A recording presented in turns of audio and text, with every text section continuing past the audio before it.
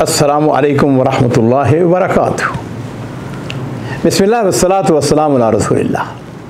मोअज़्ज़ज़ सामीन कराम, आज का जो किस्सा और वाक़या है ये सऊदी अरब के शहर अल खुबर में पेश आता है।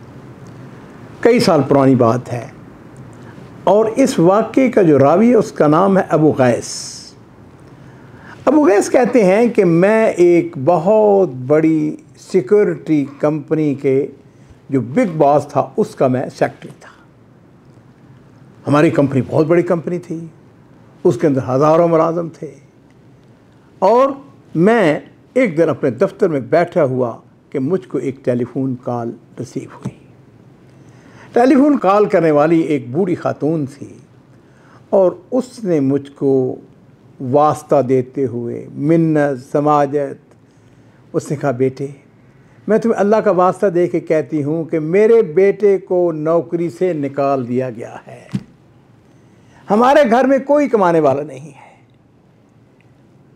ये अकलौता घर में कमाने वाला, इसके दो भाई और हैं, वो भी जॉब की तलाश में हैं, नौकरी के काबिल हैं, लेकिन उनको जॉब नहीं मिल रहा है। और घर में जो कमाने वाला था उसकी किसी गलती की वजह से उसको नौकरी से निकाल दिया गया है। मैं तुमसे गुजारिश कर रही हूँ कि मेरे बेटे को दोबारा नौकरी पर रख लिया जाए। अब वो कैसे कहते हैं, मैंने कहा खाला बात यह है कि मैं तो एक सेक्रेटरी हूँ, मैं तो एक मुलाज़िम हूँ, हाँ जी, आम छोटा सा मुलाज़िम हूँ, तो मैं तो सलाहियत नहीं रखता कि मैं आपके बेटे को नौकरी पर रख सकूँ। मुझे नहीं पता उसके क्या जुर्म है, क्यों उसको नौकरी से निकाला गया है। उसने कहा, बेटे जो भी है किसी तरीके से इसको माफ़ी दिला दो। कहते हैं कि मैंने टेलीफोन बंद कर दिया। अब थोड़ी देर गुजरी, उसका दोबारा टेलीफोन आ गया। उसने कहा, बेटे हाँ क्या किया तूने मेरे काम का? बेटे तेरी मेहरबानी, हमारे घर में फाका है, हमारे घर में कुछ नहीं है। कहता है मैंने फिर टेलीफोन बंद कर दिया। अब मैं सोच रहा हूँ कि मैं इसकी कैसे मदद करूँ, क्या कर सकता हूँ। खैर कहता है कि इस दौरान में फिर टेलीफोन आ गया। हाँ मेरे बेटे, आपने कुछ सोचा, आपने कुछ किया? कहता है कि मैं बाद नाखास्ता मैंने अपने बिग बॉस का दरवाज़ा नॉक किया। मैंने कहा कि मैं अंदर आ सकता हूँ? उसने आ जाओ।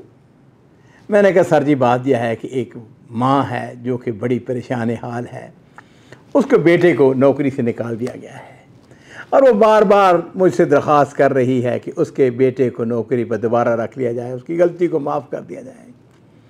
मैं उसकी सिफारिश आपसे कर रहा हूँ। उन्होंने कहा अच्छा ऐसा है कि उसको ले आओ।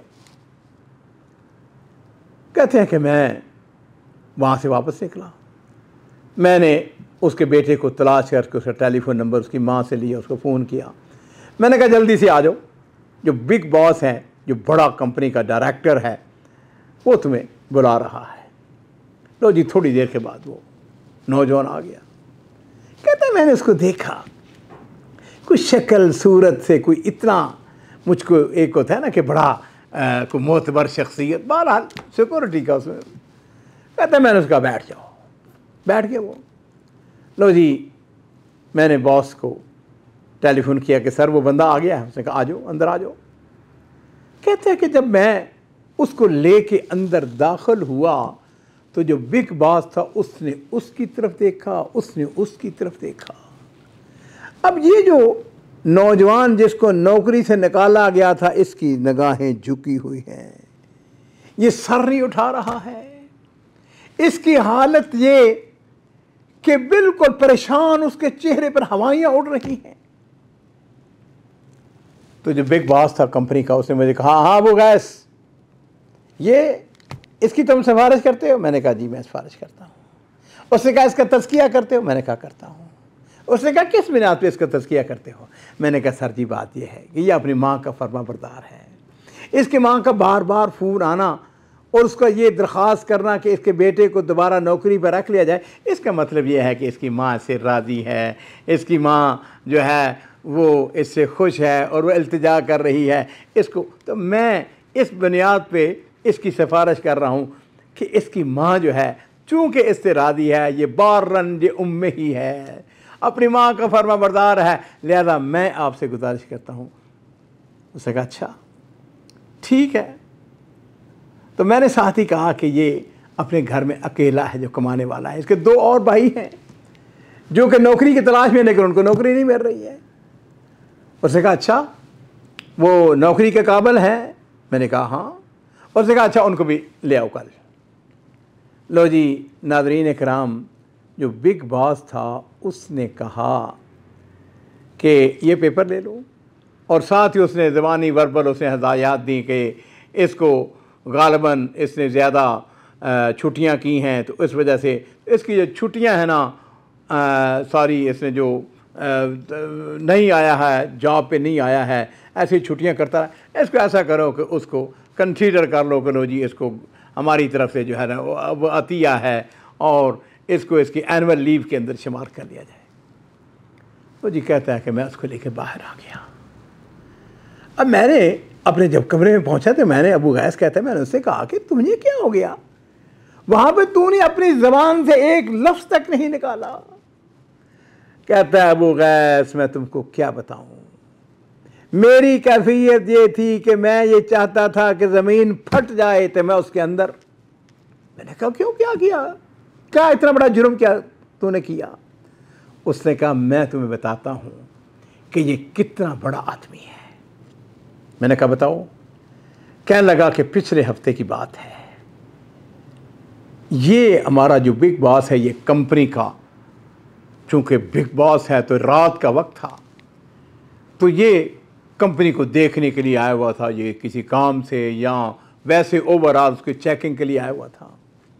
कहता है कि मैं ड्यूटी से ख़त्म करके मैं सड़क के ऊपर जा रहा था और मेरी हालत ये थी कि मैंने शराब पी हुई थी और मैं इस आलम में, मुझको नशा चढ़ा हुआ था, गिर रहा था।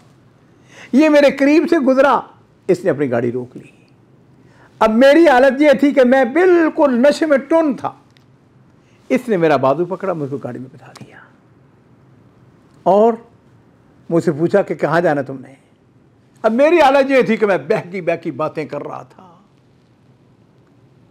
इसने क्या किया, इसने एक बकाले के करीब आके गाड़ी रोकी, नीचे उतरा और जाके मेरे लिए इसने जूस खरीदा, पानी खरीदा और फिर उसके बाद उसने कहा पियो। कहते फिर पूछा कहाँ जाना है, मैंने कहा फ़लाँ मोहल्ले में फ़लाँ जगह मेरा घर है। उसने कहा अच्छा वो जो फ़लाँ रेस्टोरेंट है उसके बाजू में? उसने कहा, मैंने कहा हाँ। कहता है कि वहाँ पे पहुँच गए। इसने गाड़ी पार्क की, इसने मेरा बाजू पकड़ा और मुझको उस बिल्डिंग के, कहता है कि जिस वक्त सीढ़ियों के ऊपर चढ़ने लगा तो इसने अपनी जेब में हाथ डाला, 1000 रियाल निकाल के इसने मेरे कहने लगा ये तुम्हारे लिए गिफ्ट है। और फिर उसके बाद सीढ़ियाँ चढ़ते चढ़ते मेरा जो शुग्गा था वहाँ तक पहुँचे। अब मेरी हालत ये थी कि मेरे हाथ कांप रहे थे। इसने क्या किया, इसने मुझसे चाबी ली, दरवाज़ा खोला और मुझको अंदर धकेल दिया। और ख़ुद बड़े लोगों की बड़ी बातें, इसने दरवाज़ा बंद किया, दरवाजे को लॉक किया और चाबी दरवाजे के नीचे से उसने अंदर दाखिल कर दी।